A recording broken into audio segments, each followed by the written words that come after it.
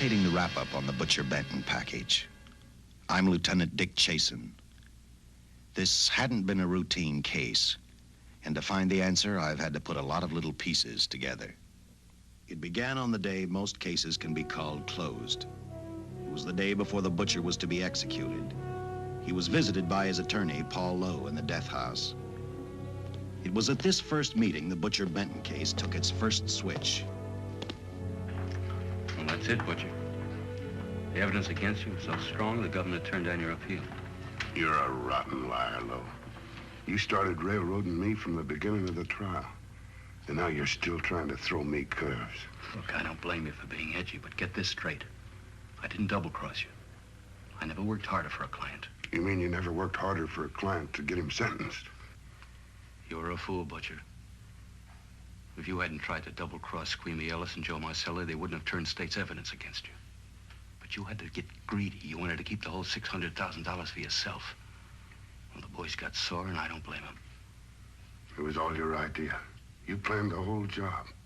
You hired us. When you found out I'd staged the money, you decided it was time for me to die. You got those two crumbs to turn state's evidence on me. You stinking rotten mouthpiece. We both know that isn't true, Butcher. Now, look, what's the sense in not giving me the money? It's not going to do you any good. Well, I'll have the satisfaction of knowing that none of you three crumbs are going to spend it. What about Eva? Don't you owe her something? If you tell me where the money is, I'll see that she gets your share. I've got a different idea. I'm going to kill you and Squeamy and Joe. Then I'll take care of Eva myself. You thick-headed ape, you're going to die tomorrow. Remember what I said? I'm going to get you, all three of you. Even for you, Butcher, that'd be quite a trick. So long, dead man. Remember what I said. I'm going to kill you, all three of you.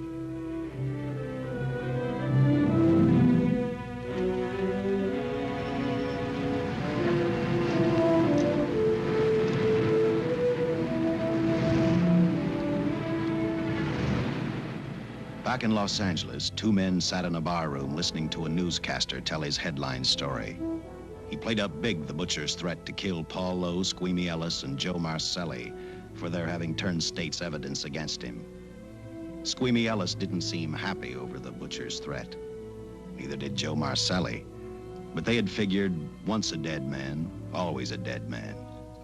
But this was one time everyone was in for a surprise, including the entire police department.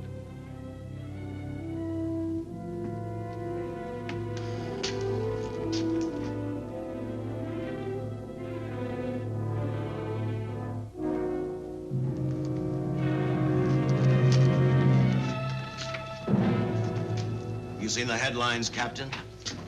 Teletype just came in from San Francisco. Butcher's execution is set for 5 o'clock this afternoon. And like the newspapers say, he still refuses to talk about that stolen money. Well, I still have hopes of coming up with something. That's what I dropped by for, Dick. With Butcher's execution, the department's marking it case closed. That means you'll be reassigned. I've spent a whole year trying to break this case. As far as I'm concerned, Butcher's death is just the beginning. Of course, I can't prove it, but I think that Paul Lowe was the top man.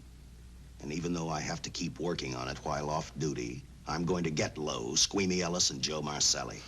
Okay, Lieutenant. Officially, I've taken you off of the case. Unofficially, I wish you luck. Do me a favor. Keep me posted. Will do. Thanks, John. I headed for Eva Martin. She worked in a local burlesque house. I'm a cop, and my job is to ask questions and get answers. So I decided I might as well start again with her.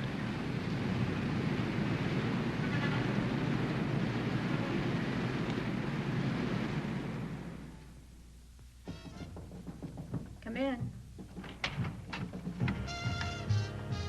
Oh. What do you want? I'd like to talk to you. Talk? You're a cop, aren't you? That's a good question. I can't even find a 3-ton armored car, let alone the $600,000, and I've been on the case a year. I've told you, and I've told you, and I've told you. I don't know anything about the money. I never did. Benton's gonna be dead in a little while. I thought it might make a difference. I never knew anything about the money. Call me dumb. I didn't even know Charles was in the rackets until the trial. Now, take it easy, kid. You're on, Eva.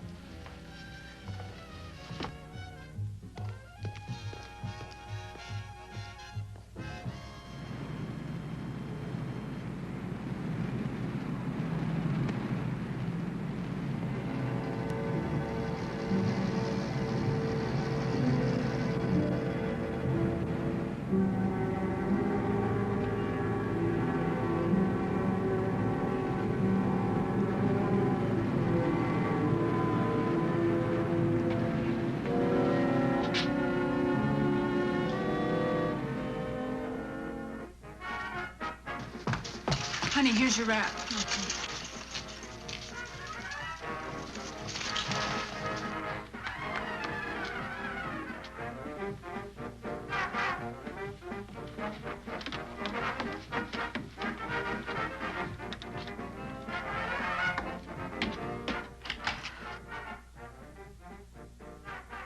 A few moments ago, Butcher Benton, without revealing the whereabouts of the $600,000 stolen in the armored car holdup, paid for his crimes against society in the gas chamber at San Quentin. Now for a look at the international scene. Today... Come on, baby. Don't waste tears on Benton. I feel so badly about Charles. If I'd known, maybe I could have done something. How about a drink? We could both use one. An artist can't drink while she's working, Paul. Boy, see.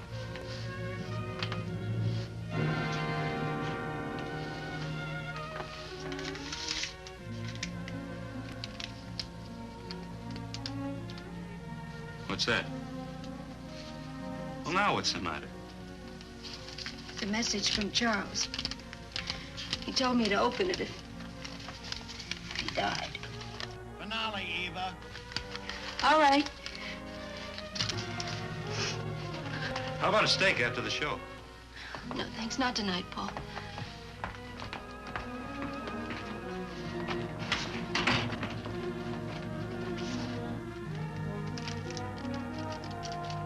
I didn't find out until much later, but Paul Lowe, in opening the letter the butcher had given Eva, found a map outlining a section of the city sewer system, and clearly identified was the spot where the butcher had hidden the stolen payroll. He replaced it with a $50 bill. I guess he figured $50 to gain $600,000 was not a bad day's work.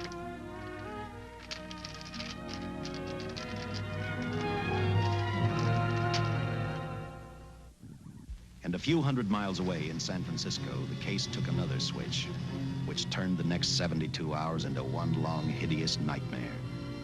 Dr. Bradshaw, a distinguished biochemist, was making preparations for a final experiment which he hoped would lead the way to a cure for cancer. He'd been successful with laboratory animals. The last step called for a human body. And Dr. Bradshaw's assistant quickly made a deal with a local mortuary and returned to the laboratory with the dead body of Butcher Benton.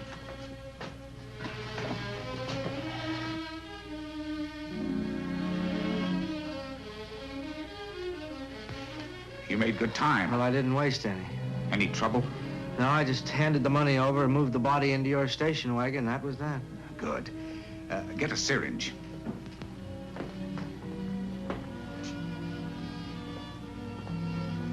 He's in good shape. Well, I hope so. We'll get other blood samples later. We'll run this one through fast. Right. Now wheel him into the machine and then raise him. Right.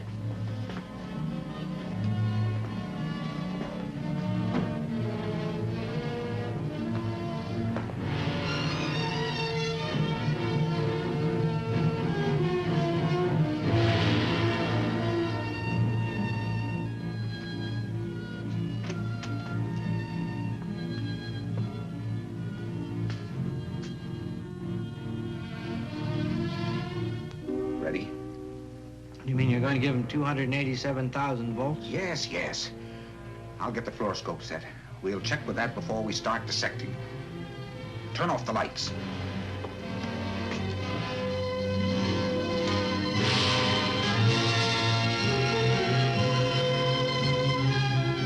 There you are, old boy. If you respond properly and my theory is sound, you'll be more famous dead than alive. Throw the switch.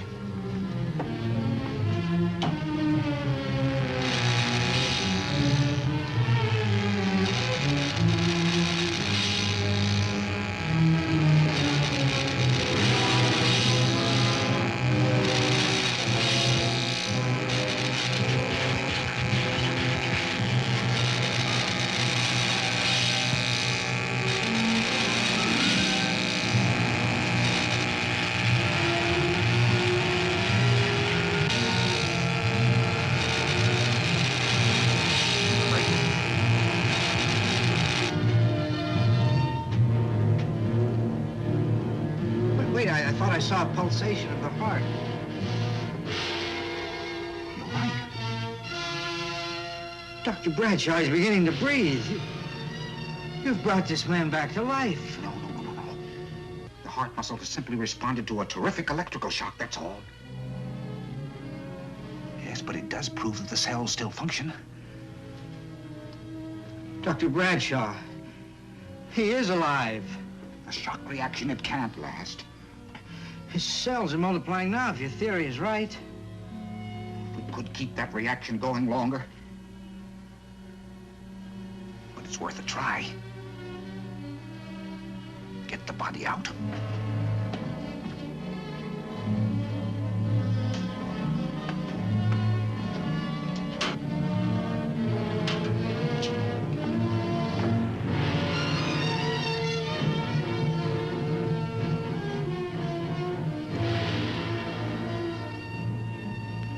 Get some adrenaline from the supply room. Some amyl nitrite, too.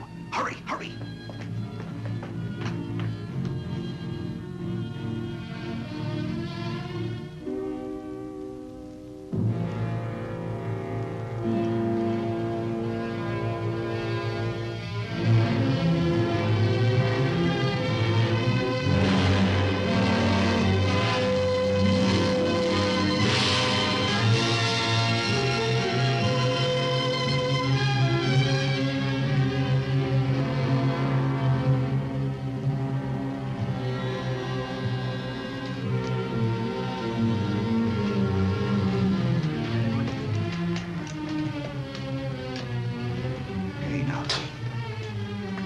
Mustn't move. Your heart can't stand the strain.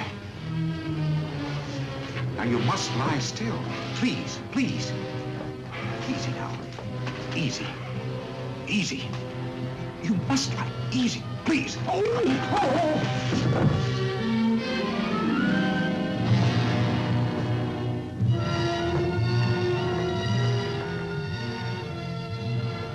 Dr. Bradshaw's experiment had given life back to the butcher. He tried to talk, but the electrical voltage had burned out his vocal cords. Yet it hadn't destroyed his brain. He knew who he was. He knew who he hated. As he stumbled about the room, I think he thought only about one: kill Lowe, Squeamy, and Joe Marcelli. The tremendous electrical voltage that Dr. Bradshaw had given the butcher had increased his cellular structure to the point where he was no longer a man. Dr. Bradshaw's experiment had created a vicious, brutal animal with an almost inconceivable amount of strength. Dr. Bradshaw must have believed the butcher's regained life would last for only a few minutes. Therefore, instead of calling for help, the doctor decided to handle his creation alone. Now, easy, Benton. Just relax. I'm a doctor. I want to try to help you. Do you understand me? You're in my laboratory. The execution was carried out and you were declared dead. I tried an experiment on you and brought you back to life, although I didn't intend that. Now, you've had a great shock. Now come and sit down. Now, be quiet. Now, come and sit down. Take it easy.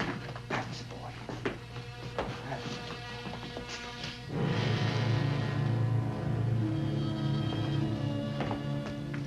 Careful. His reactions are violent. How do you explain this?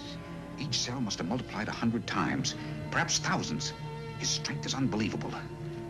No, it's too late for the amyl nitrite. I want to get some blood samples, make some tests on him, find out what's happened. Get me a syringe.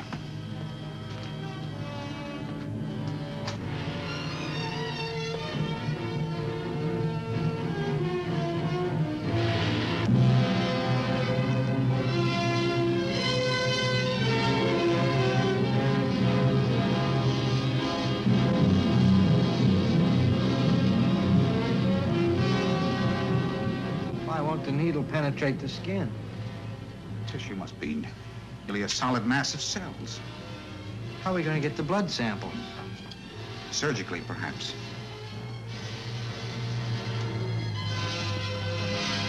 Now, easy, Benton. Take it easy. You can't leave here now. I'm responsible for your being alive.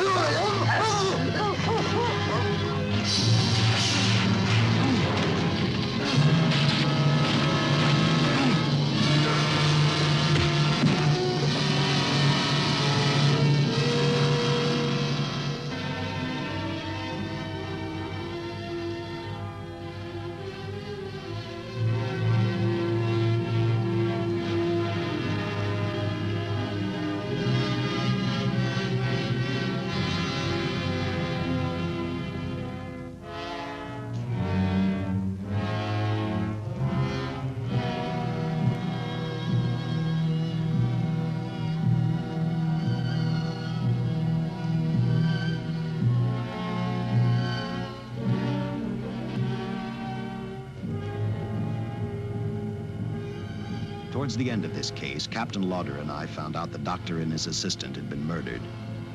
But I'm getting ahead of my story. The butcher didn't know how he had been brought back from the dead, and he didn't care. All he knew, he was alive. Then this monster-made man started thinking about Los Angeles.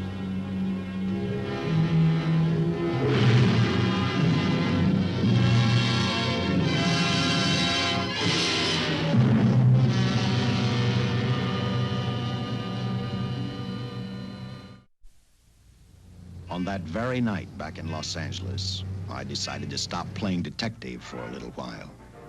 I went to the burlesque house to ask Eva to have dinner with me. After all, the butcher was dead, and if I got lucky, sooner or later, I figured Paul Lowe would lead me to the stolen payroll. In a way, that possibility made me even feel better. It's not fair to watch the show from backstage. Next time, I'll pay admission. I take it by that remark you like my routine. Yeah, you're pretty good. What I can't figure out, though, is why you stay in a place like this. It shouldn't be hard for someone like you to get a job in a class spot. If you weren't a detective, I'd be willing to bet with a line like that your next remark would be, how about dinner?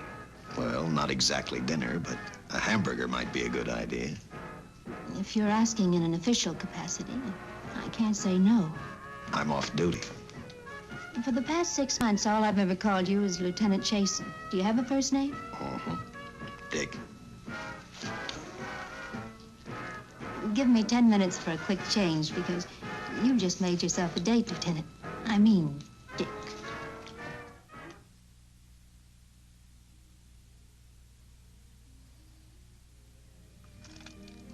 Know something, Dick? I haven't had hamburger in the front seat of an automobile with a guy in a lot of years. Well, from now on, we'll do it more often. It's funny. I always figured a policeman wasn't really a human being. I mean, unless he was arresting someone or trying to solve a case, he was unhappy. Shows you how wrong you are. In fact, everyone on the force gets fed up occasionally with the job they do. Maybe we're more human than anyone else. We see so much trouble, we get to hate the word. But as long as the world's filled with people, there'll have to be men who enforce the laws. What made you join the department? Now who's making with the questions? No, honest, I'd like to know. Well, it's really a very short story. When I got out of the Air Corps, I knocked around for a while.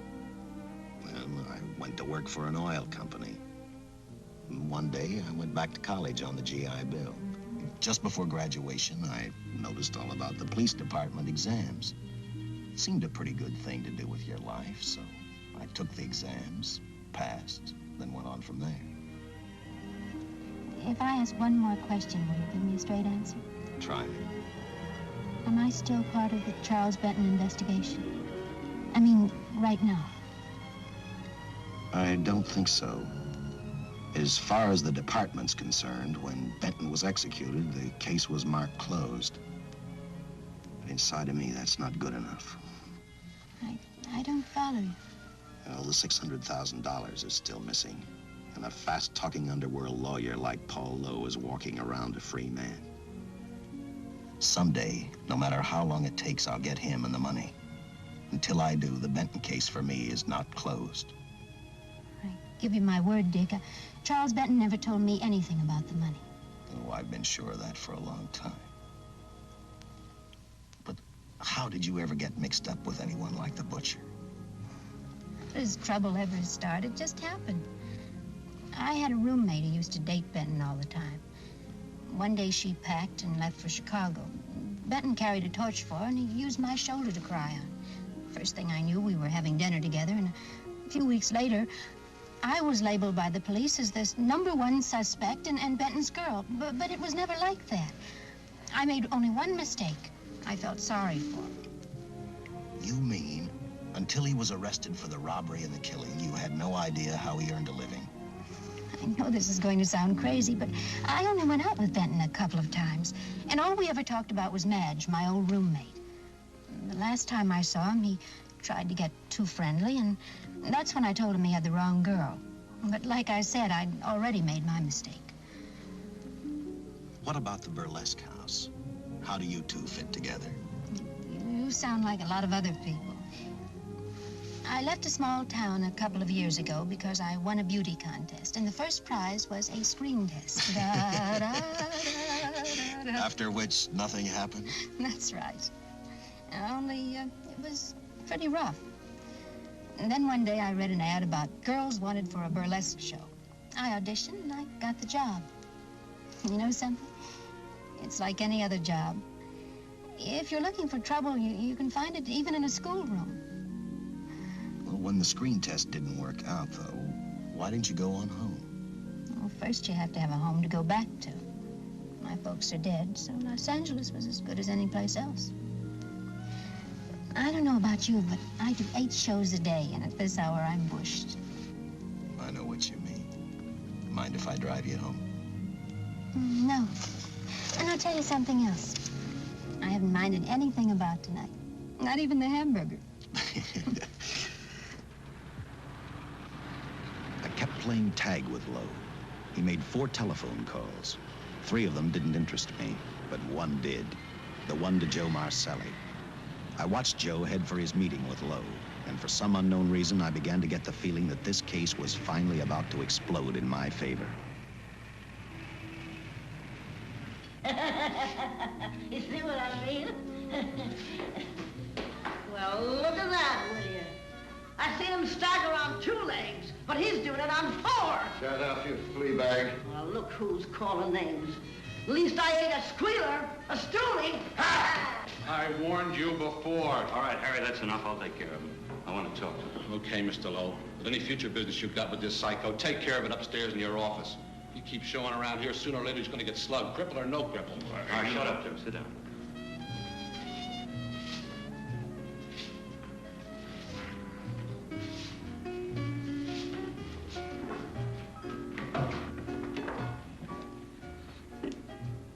I need a shot. Bad. You'll get one after I've talked to you. You sober enough to understand? Yeah, I run out of dough. No wonder. Look at you. You used to be the best torch man in town. Now I don't think you could crack a safe if you knew the combination. No jobs. Nobody wants me since I turned stakes on Benton. That's your doing. You told me into All right, it. quit crying. I got a job for you. If you can stay off that stuff long enough. You know I can if I've got a job. How much? What is it? There's $2 grand in it for you. Where? Right near where he pulled the job. Interested? $2 grand ain't much out of 600,000. There'll be other expenses. Besides, that money's plenty of. Now, you want it, or do I get another boy? I'll do it. How soon do you want me to go to work? Set it up for tomorrow night. Call me before noon. I'm going to the races. 1. And that's all. The job's over.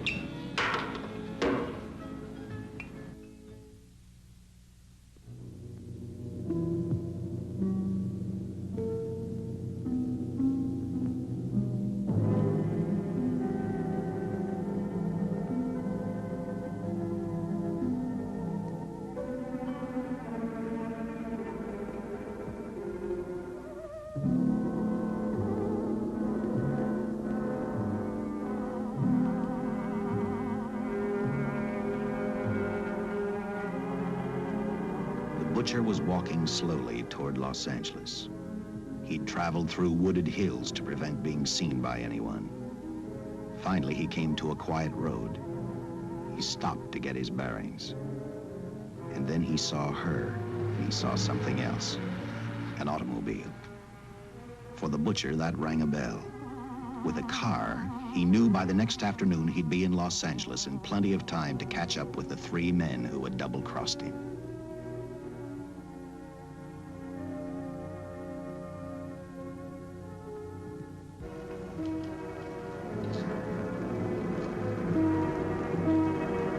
Well, see, you're a real gentleman to be helping strangers in distress. I hope you don't mind me using the babe here as bait. Quite a dish, isn't she? But that's what she gets paid for. Bait, that is. Yes, sir. She's a real shaker artist of my outfit. Carnival man myself. Just call me Connie. Yeah. Well, friend, we're in a little bit of difficulty here. Got a flat tire, brand new car, no tools in the back. Why, some of these dealers make my carnival grifters look like babes in the woods.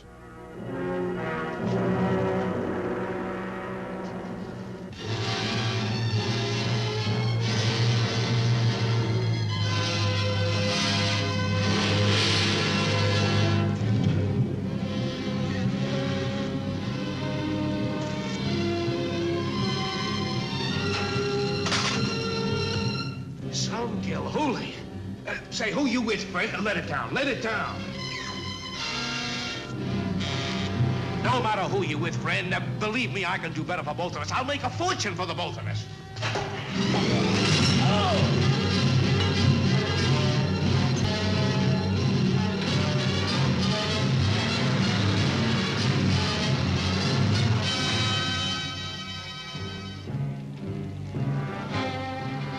An hour later, the San Francisco Police Department sent out an APB. Squads were sent to various parts of the countryside.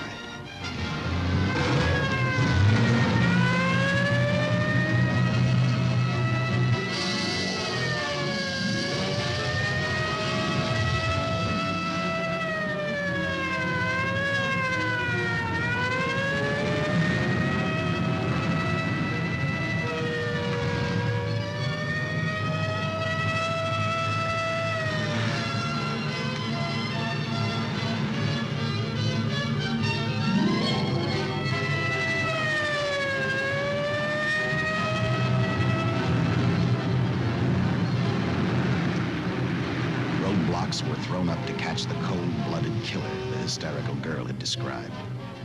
Each squad kept reporting back to Central Headquarters, and each of their stories was the same. So far, none of them had spotted the car the killer was driving. Orders were given to shoot to kill, because from the girls' further accounts, they realized they were dealing with a maniac.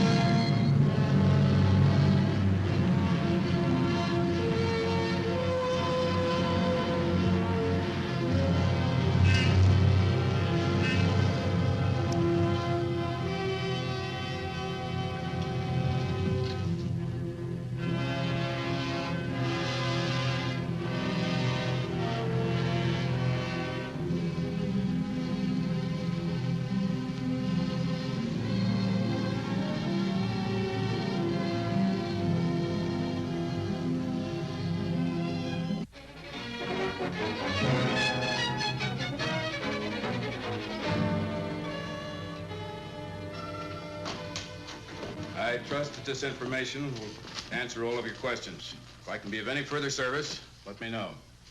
Sincerely, J.I. Louder, Captain Police, L.A. Here's another all points from CHP, Captain.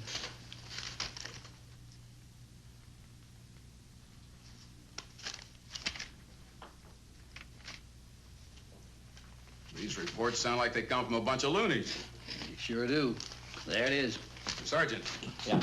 I want Lieutenant Chasen to look these over as soon as he comes in. All right, Captain.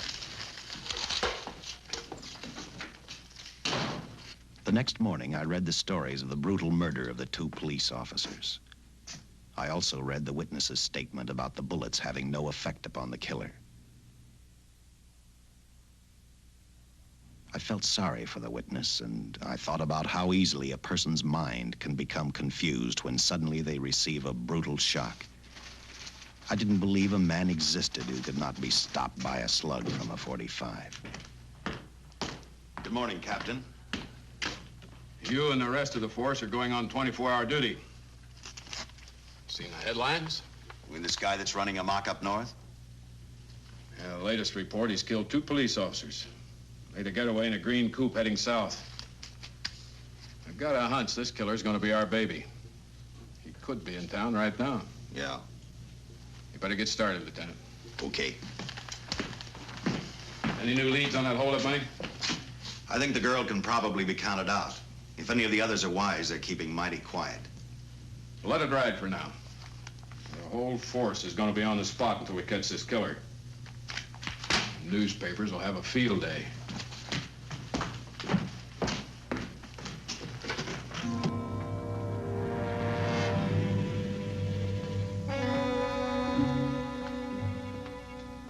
We were wrong about 2 things. The killer was already in our city, and we didn't know he was Butcher Benton. He headed straight for Eva Martin. He went to her dressing room to get back the map he had left in the envelope with her. He wanted first to check his money, then catch up with Lowe and the others.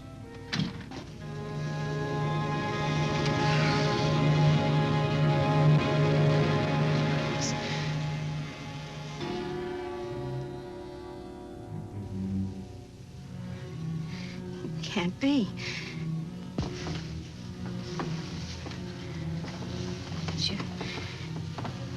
do look like him. Only different somehow.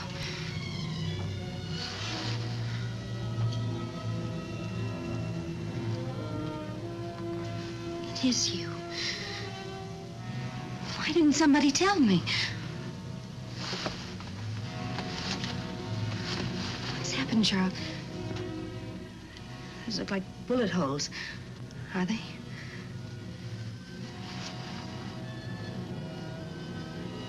There isn't even a mark.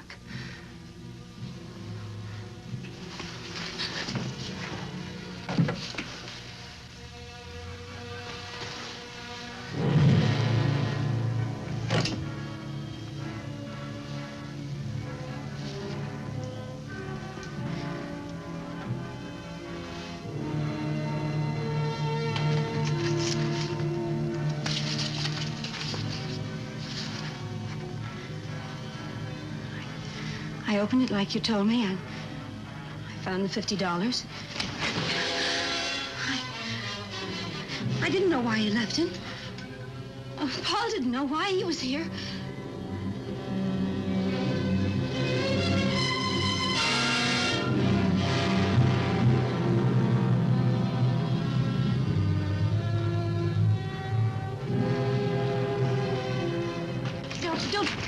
Don't think crazy. The name of Paul triggered his hate. He left her dressing room and started for Squeamy Ellis and Joe Marcelli's place. Because he knew, with them out of the way, Paul Lowe couldn't open the strong box where the money was hidden. He thought of Squeamy and Joe first. He was saving Paul Lowe for last.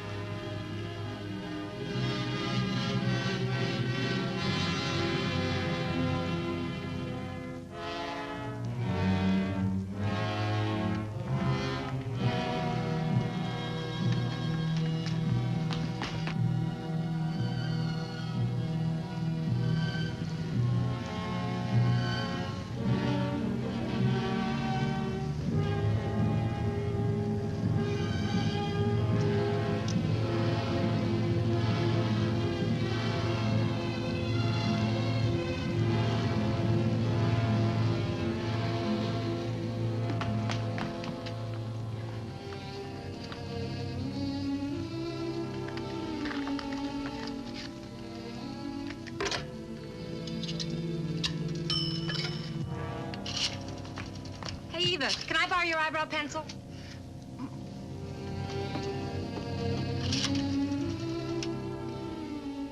Operator, get me police headquarters.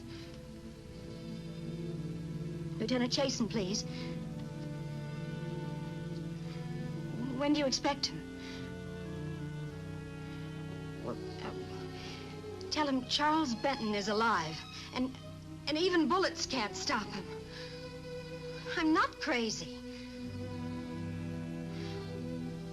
Just say a friend of Charles. He'll know.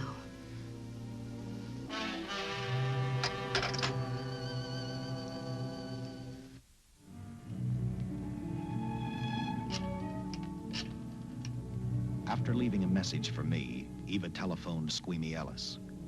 She tried to tell him the butcher was alive and on his way over to kill him. Squeamy didn't believe her, and in a way you couldn't blame him. Who in their right mind would believe a man had returned from the dead?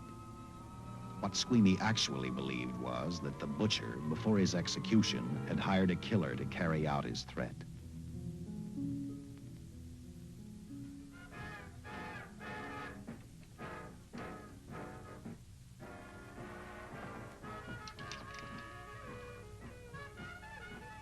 You sick? What? You don't look so good to me. 10 minutes, Eva. All right. Say, Eva, I could take over the matinee trick for you. What? It's easy. Look, Eva, I can do it. Scabba-doo-doo-doo-doo. Oh, Francine, I just thought of something. Yeah? Eva agreed to let Francine do the show.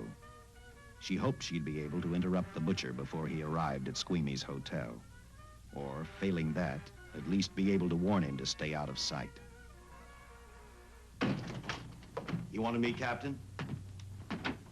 Yeah, I just had a rundown on those fingerprints, the stolen car up north. We got nothing on the driver who was killed or the woman with him. Take a good look at these. There's something funny about these. Yeah. The boys in the lab can't figure it out either. Those are the killers. They were found on the steering wheel. Looked like they'd been stamped in with a steel die. They sure do. These are Butcher Benton's. What? Well, they look the same to me. How do the lab boys explain that? They don't. Their best guess is a twin brother. An identical twin could have the same pattern of whorls with only slight variations. Ever hear of the butcher having a twin brother? No. Even if he did, it wouldn't explain these freak prints. You didn't pick up your message, Lieutenant. Some wacky dame calls you. And she says Charles Benton is alive, and bullets won't stop him. If we buy the twin theory... Who was she? Where'd she see him? Well, she wouldn't leave her name. Sounded kind of hysterical to me. Said she was a friend of the butcher's. Eva Martin. Get over at the Follies and see what that girl knows. Yeah. Some guys have all the luck. I never drew an assignment to the Follies.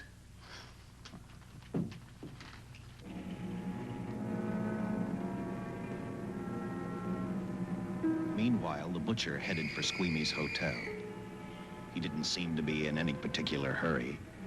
Actually, he seemed like any normal person, on his way to work or on his way home.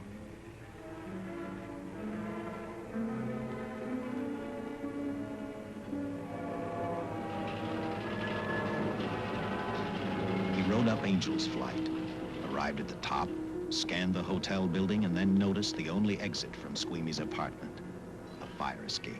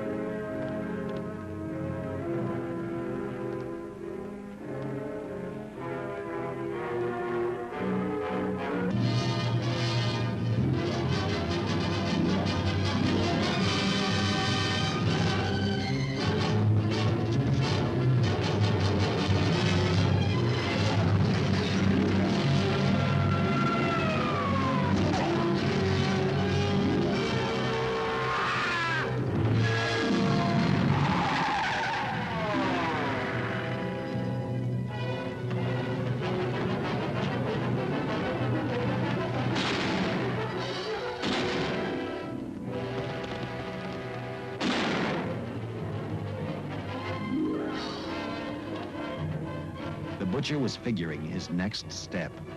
And as he looked at the dead cop, he thought about Paul Lowe, the next man on his list. Seen Joe Marcelli? Not since last night when I told him I didn't want him around here no more. Give me a shot.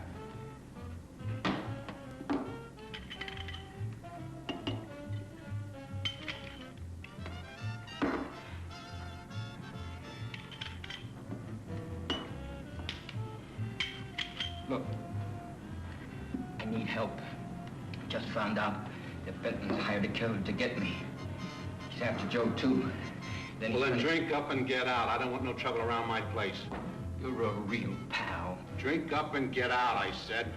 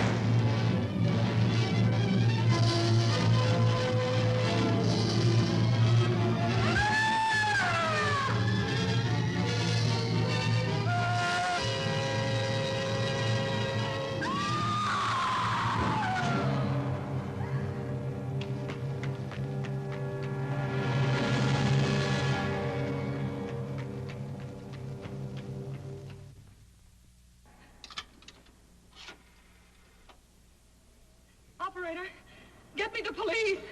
Police! Yes!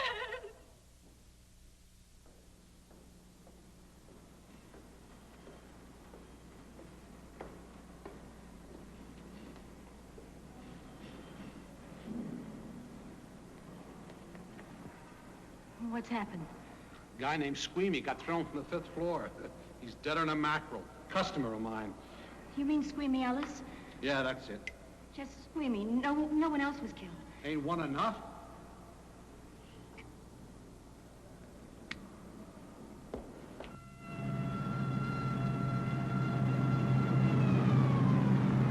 I tell you, the bullets never even phased him. He must have been wearing a bulletproof vest.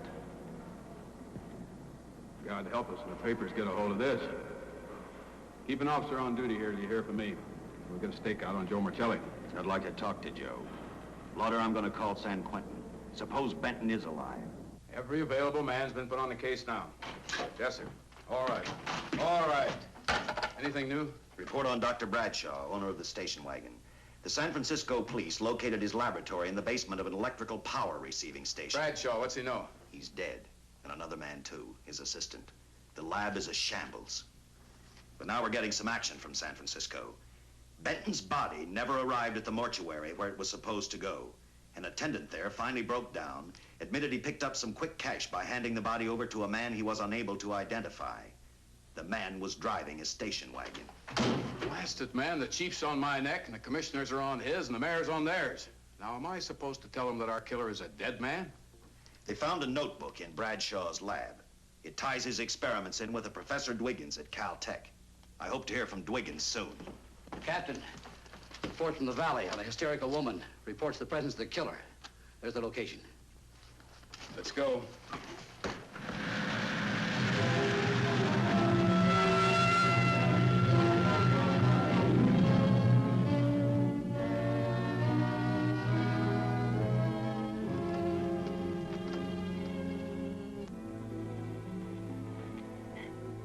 You and your boyfriend had a little fight, and he got out of the car to take a walk. You noticed that he walked down toward the sump area in the direction where you'd seen those lights a short while before. What happened then, miss? Please try to tell us. Well, I just sat there a few minutes, I guess. I was pretty mad.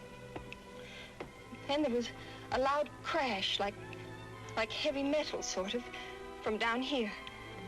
I got out of the car to get a better look. I heard Jimmy cry out something. I couldn't make out the words.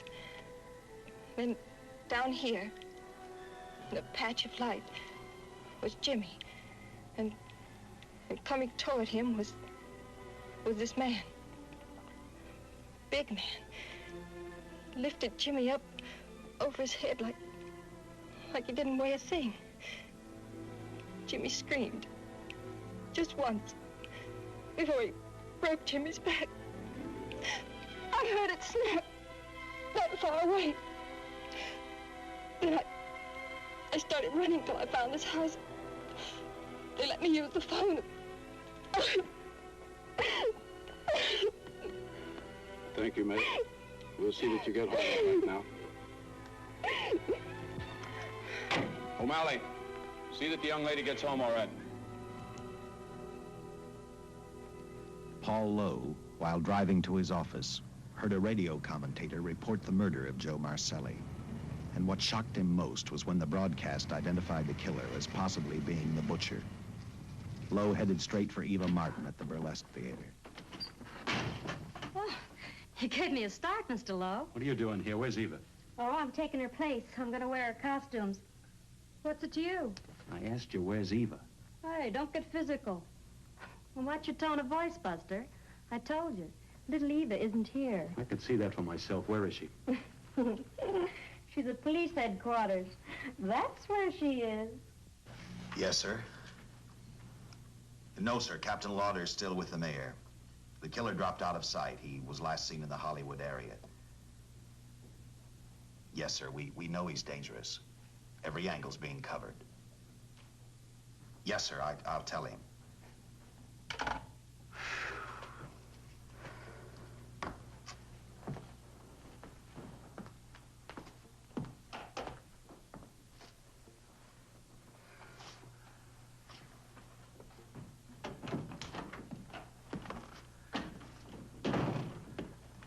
Here, see how these fit.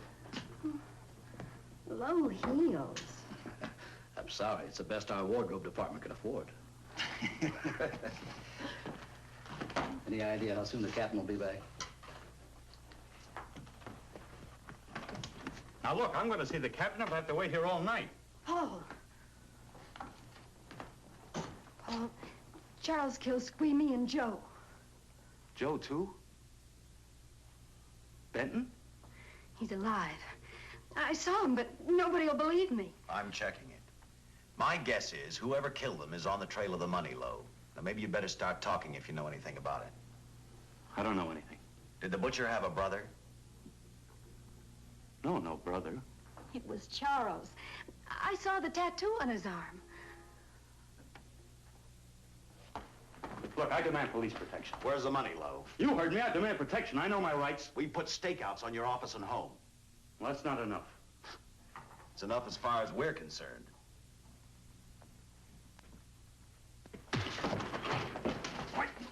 Now you gonna book me, Sergeant? Dan, throw away the key.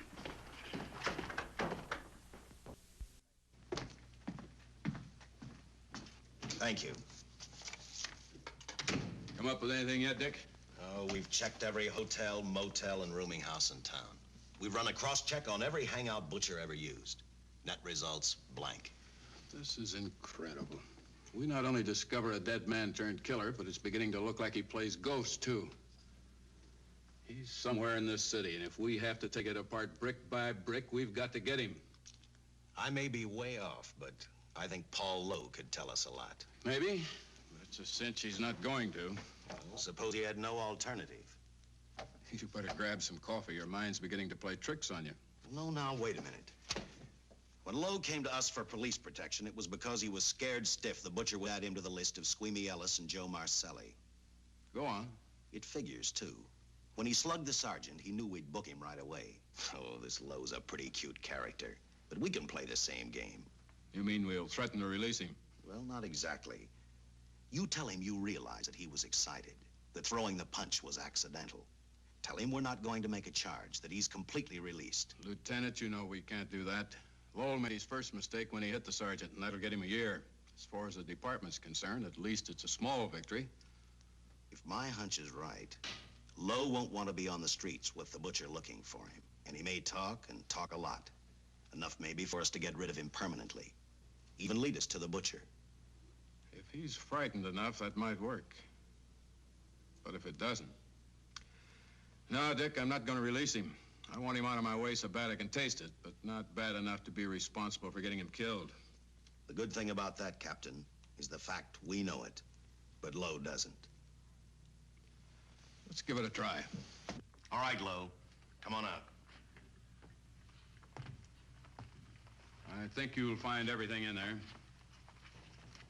You're free to go, Mr. Lowell. Wait a minute. Who do you think you're kidding? You arrested me for assaulting an officer. Court, I'll plead guilty. With luck, I might get off with 6 months. For a lawyer, you're forgetting a very important point. If no charge is made, there's no trial.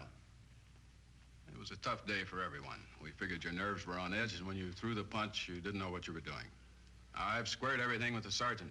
It's all over, all forgotten. Yeah? Why'd you bring a stenographer? Simply because I wanted a record of our conversation at the time of your release. Okay, Lowell, let's go. Oh, wait a minute. Once out on those streets and I'm a dead man. You let me go, you'll be responsible for murder. Oh, come off it, Lowe. You're imagining things. You know the Butcher threatened to kill me. You set me free, he'll do it. Well, that's just a risk we'll have to take.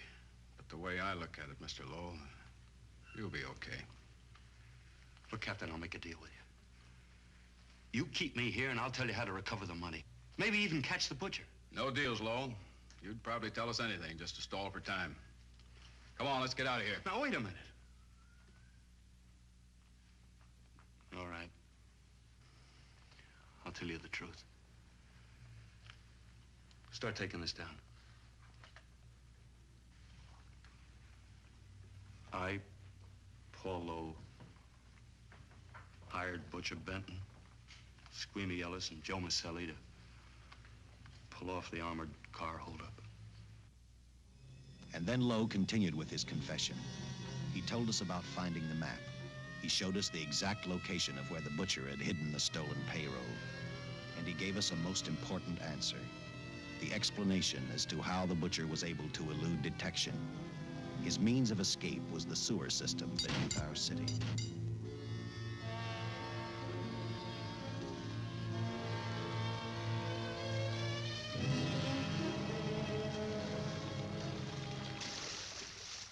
The department went to work fast. Every police squad in the city was detailed to cover a specific area. Every entrance and exit to the Los Angeles city sewer system of 700 miles was covered. Captain Lauder and I, along with several other squads, headed for the entrance where, according to the map, Butcher had hidden the money. Our job was to stop him, and that made me think of one specific question. When we found him, could this monster be stopped?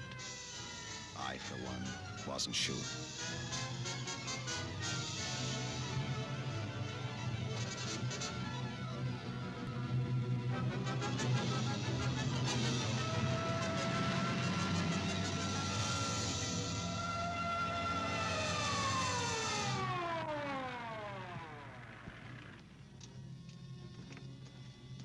Everything all set, Lieutenant?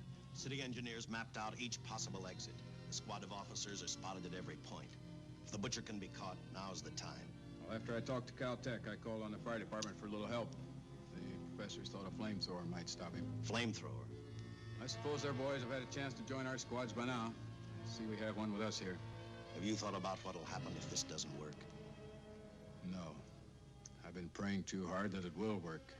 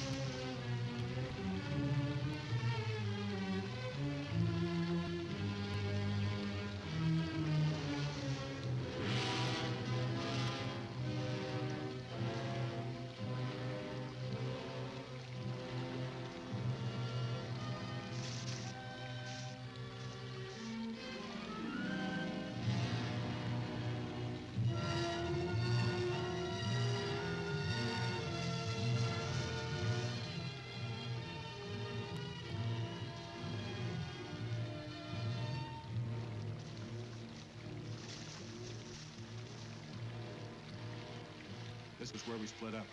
I'll go straight ahead.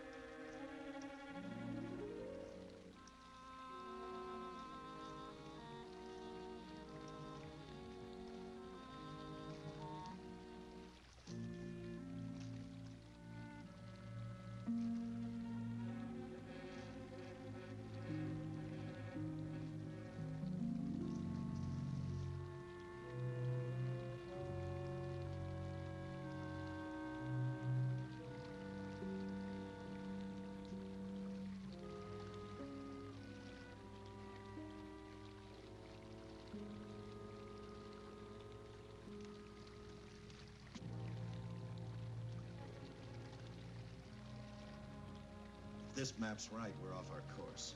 We'll have to backtrack.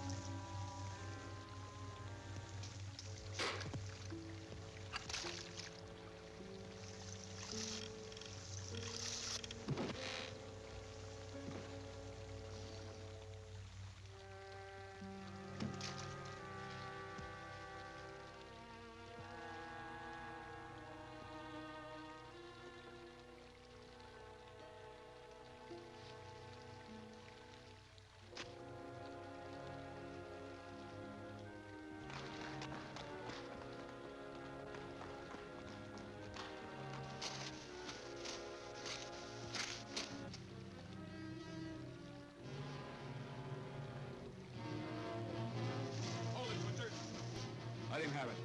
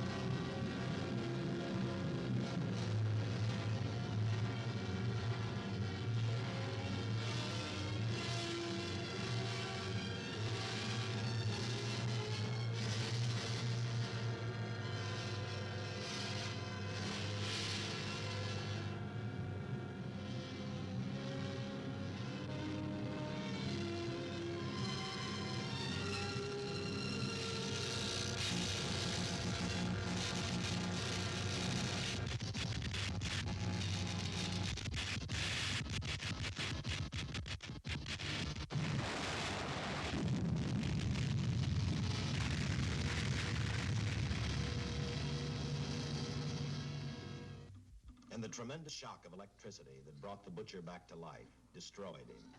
The $600,000 stolen in the armored truck robbery has been recovered. Case closed.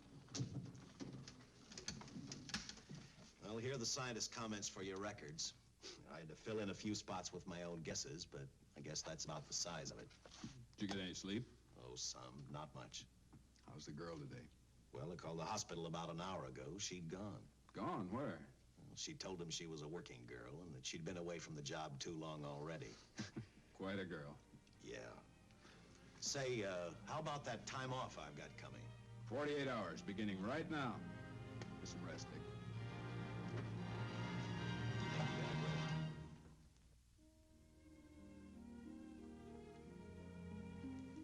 know something, Dick? The past 72 hours seem like a bad dream. That rest in the hospital today really gave me a new lease on life. Now that it's over, I can't believe it actually happened.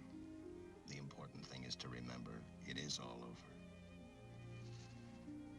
I suppose you'll be assigned to another case. I'll have to give up hamburgers in the front seat of the car for steaks in a restaurant. No, I've thought about that. In fact, I decided to do something about it. I started by talking the captain into a short holiday, and just about an hour ago, I got you fired. What? What did you do that for? I figured that being my wife would take up all of your time. Even if I wanted to say no, I couldn't. You're not supposed to say no to a detective. I figured that, too.